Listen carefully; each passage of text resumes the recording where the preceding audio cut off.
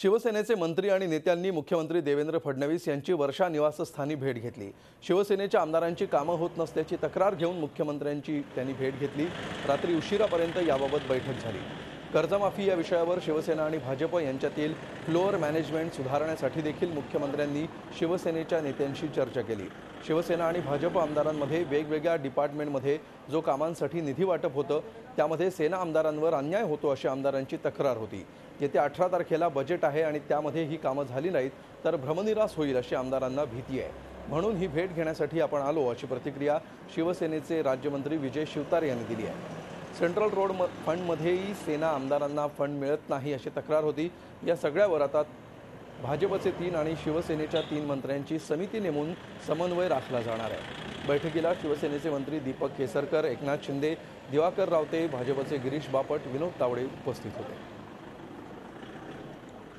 डिपार्टमेंटचे जे पैसे निधी वाटप होतो त्याच्यामध्ये थोडासा अन्याय होतो अशा प्रकारची त्यांची मानसिकता होती, तक्रार होती।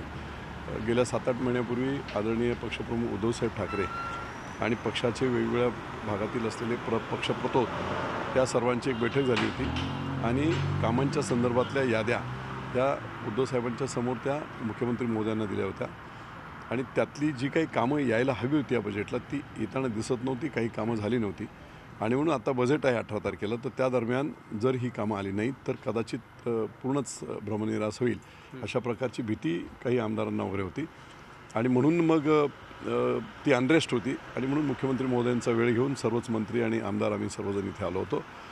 मुख्यमंत्री महोदयांनी सांगितलं की याच्यावर त्या ज्या लिस्ट होत्या, याद्या होत्या, त्याच्यावर त्यांनी विशेष एक अधिकारी नेमून त्या संदर्भातली संपूर्ण माहिती वेगवेगळ्या हेडखाली कसं जाईल त्याचं त्यांनी मार्गदर्शन त्यांना केलेलं आहे। झी 24 तास रहा एक पाऊल पुढे।